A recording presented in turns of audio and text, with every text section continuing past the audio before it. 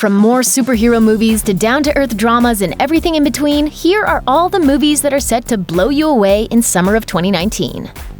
Kicking off summer on May 31st is Godzilla, King of the Monsters, the follow-up to the well-received 2014 movie about the legendary kaiju. The movie is the third installment in Legendary Entertainment's MonsterVerse, following up on 2017's Kong Skull Island and setting up an eventual battle between the two monsters in 2020's Godzilla vs. Kong. This island is just the beginning. There's more out there. What do you mean, more? This world never belonged to us. It belonged to them. Hopefully that movie can live up to what we got the last time Godzilla and King Kong threw down.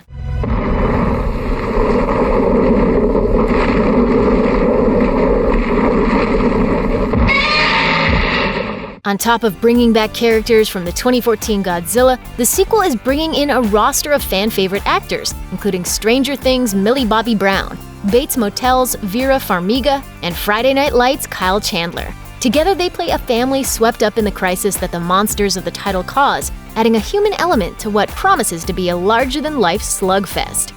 Coming out on June 7th is Long Shot, a big-screen comedy team-up starring Seth Rogen and Charlize Theron. It comes from a script by the Interview writer Dan Sterling, which made the Blacklist collection of hottest unproduced screenplays in 2011. The movie stars Rogen as an out-of-work journalist named Fred Flarsky, who, after getting fed up with his bad luck and self-destructive ways, decides he's going to finally pursue his longtime crush, a former babysitter from his childhood. The only problem? She's since become one of the most powerful women in the world, as well as a presidential candidate. Will he succeed in winning her affections? We don't know, but it'll probably be funny to see him try. Sony is bringing back the Men in Black series with a new spin-off on June 14th. The latest take on the comic book adaptation will take the series beyond the bounds of New York City, telling a story on a more global scale. Subbing for Tommy Lee Jones, Will Smith, and Josh Brolin this time will be Thor Ragnarok co-stars Chris Hemsworth and Tessa Thompson. They'll be joined in the cast by Emma Thompson, no relation, who's returning to her role as the MIB Chief Agent O. Thanks to their shared screen time in the Marvel Universe, we know the two leads have great chemistry. But the movie will reportedly focus on not just them, but a whole ensemble of characters, building out the super-secret organization with a cast of fresh faces. It's all being brought to life by Fate of the Furious director F. Gary Gray, who's teased that International will take the series to a fresh new place while still staying true to the movies that came before it. The Men in Black aren't the only cool, calm, and collected characters coming back on June 14th. There's also a new movie about Shaft. You know, they say that cat Shaft is one bad mother. Shut up, you guys. What's going on? We're just talking about Shaft. I can dig it. The film has been described as a direct sequel to the Shaft movie from 2000, which starred Samuel L. Jackson as John Shaft II, nephew of the original Shaft played by Richard Roundtree. In keeping with that tradition, the new movie will focus on John Shaft III, an FBI agent and cybersecurity expert played by Jesse T. Usher. Both Roundtree and Jackson are making appearances in the new movie, which will see 3 generations of Shaft teaming up to crack a mystery. It sounds like more style than one movie can handle. Styling. For American audiences, Shaft will be getting a full theatrical rollout, but viewers outside the country will be able to see it on Netflix on June 28th. 31 years after the original Child's Play first gave him life, Chucky's coming back to the big screen on June 21st. After 7 movies in the same continuity, the original story is finally getting the remake treatment, this time without the involvement of creator Don Mancini or longtime Chucky voice actor Brad Dourif. On top of a new creative team, the remake also features a deeply unsettling redesign for the series' iconic Good Guys doll, which will be called a Buddy doll in the new film, adding a new level of wide-eyed innocence to the serial killer-possessed toy. Hi, I'm Chucky. Wanna play? The Conjuring cinematic universe continues to grow with a 3rd entry in the Annabelle series, promising that 2019 will be a banner year for horror movies about creepy dolls. The new installment is a follow-up to the 2017 prequel, Annabelle Creation, and is set for release on July 3rd. The new movie will bring the series forward in time to the Conjuring territory with appearances from Patrick Wilson and Vera Farmiga's Ed and Lorraine Warren, who eventually end up in possession of the haunted doll. Where's the doll now? Someplace safe. The story for the sequel has been described as Annabelle meets Night at the Museum. It'll feature the haunted doll exerting its twisted influence inside of the Warrens' cluttered artifact room, bringing evil to life to terrorize the couple's young daughter and her babysitters.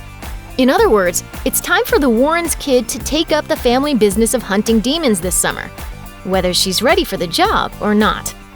Tom Holland's Spider-Man is set to continue his adventures in the Marvel Cinematic Universe with a second standalone film on July 5th, 2019. After taking some detours with the Avengers and getting killed for a little while, the new movie will take the web-slinger back to basics with another hit of action comedy from the creative team behind Spider-Man: Homecoming. Despite the familiarity behind the scenes, the new Spider-Man adventure will feel different from all the character's previous movies, taking him outside of his Queens neighborhood and across the ocean to Europe. While he's there, he'll face off with the villainous Mysterio, a trickster character from Marvel Comics being brought into live action for the first time, fishbowl and all, by Jake Gyllenhaal. We've all had our share of Uber horror stories. The driver goes the long way around the city to the airport and you almost miss your flight, takes one too many back road shortcuts and gets completely lost, thus sending you spiraling into a mini meltdown in the back seat, or asks way too many questions that you weren't prepared to answer after dancing and drinking the night away. It's almost as if the outcome of an Uber ride is determined by the flip of a coin. It's either easy breezy or kind of a disaster. In Stuber, it's the latter, only it's the driver who's subject to all sorts of unforeseen troubles. Helmed by Future Man and Take Me Home Tonight director Michael Dowse, Stuber centers on an unsuspecting Uber driver named Stu, played by Kumail Nanjiani, who picks up his rider Vic, played by Dave Bautista, a detective who's chasing down a dangerous terrorist. Chaos ensues when Stu gets tangled in Vic's dangerous ordeal and tries to keep his nerves level, himself alive, and his coveted 5-star rating intact. Accept the ride Stuber is offering when it hits theaters on July 12th. Love him or hate him, Quentin Tarantino is one of the most interesting living filmmakers, and he's coming out with a new movie on July 26th. After making 2 straight movies set in the Old West, Once Upon a Time in Hollywood is harkening back to ground the director last covered in Pulp Fiction. Once Upon a Time is still a period piece, though. This one's set in the wild year of 1969. The story will focus on an out-of-work TV actor played by Leonardo DiCaprio who's looking to step away from show business. His sidekick and stunt double Cliff Booth, played by Brad Pitt, is feeling the same way. Their journey will intersect somehow with the Manson family murders, with the notorious killing said to serve as a backdrop of sorts to the main story. If the concept isn't enticing enough, then you might be interested in the movie's dazzling cast. In addition to Pitt, DiCaprio, and Margot Robbie as the doomed Sharon Tate, the movie also features appearances from James Marsden, Dakota Fanning, Damian Lewis, Timothy Olyphant, Burt Reynolds, and Al Pacino, among others. And that's just a small sample. The movie will also feature the return of previous collaborators Kurt Russell, Michael Madsen, and Tim Roth. Tarantino has long contended that he plans to retire from filmmaking after 10 movies. Whether that turns out being true or not, it sounds like movie number 9 has everyone in Hollywood wanting to be a part of it. The Fast and the Furious franchise is taking a year off in 2019. Kind of. The summer will see the first spin-off in the Vehicular Mayhem franchise, this time focusing on Dwayne Johnson and Jason Statham's characters, Luke Hobbs and Deckard Shaw. The movie comes from a script from Chris Morgan, who's been with the franchise since Tokyo Drift, and promises to team up the 2 fan-favorite characters in what sounds like the Odd Couple on steroids. The movie is directed by John Wick and Deadpool 2 helmer David Leitch, who has us hoping for both elegant action and some biting wit. Idris Elba being on board to play the movie's main villain is just the cherry on top. The spin-off kicks off August 2nd and can't get here fast enough. Who the hell are you? Bad guy. August 2nd will also see the release of New Mutants, a comic book horror hybrid directed by Josh Boone. Splintering off from the main X-Men narrative, New Mutants will introduce a group of superpowered teens who are forced to reconcile their powers and past sins after they're captured and held in a mysterious secret facility. The New Mutants on deck to appear include Sunspot, who can turn into a ball of dangerous UV radiation, Mirage, a spooky soothsayer, and a shape-shifting robot named Warlock. The cast includes Maisie Williams from Game of Thrones, Charlie Heaton from Stranger Things, and Anya Taylor-Joy from The Witch, Glass, and Split. The movie has reportedly been through reshoots, allegedly to both add a whole new character and make the movie scarier.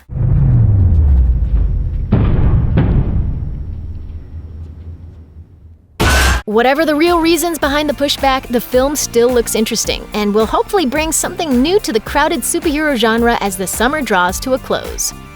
Millions of readers around the world are familiar with Owen Colfer's Artemis Fowl novels, which followed a precocious criminal mastermind over a series of globe-trotting adventures. The fantasy series has always seemed ripe for the big screen treatment, but for whatever reason, an adaptation never took off. Until now.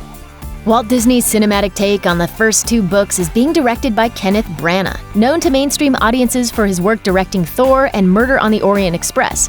And that time he showed up in Harry Potter and the Chamber of Secrets. The lead role is set to be played by Irish newcomer Ferdia Shaw, with Judi Dench playing a gender-swapped version of the book's Commander Root. With such a beloved book property, the pressure's on to make fans happy. We'll see if the filmmakers pull it off when the movie is released on August 9th. Check out one of our newest videos right here. Plus, even more Looper videos about your favorite stuff are coming soon. Subscribe to our YouTube channel and hit the bell so you don't miss a single one.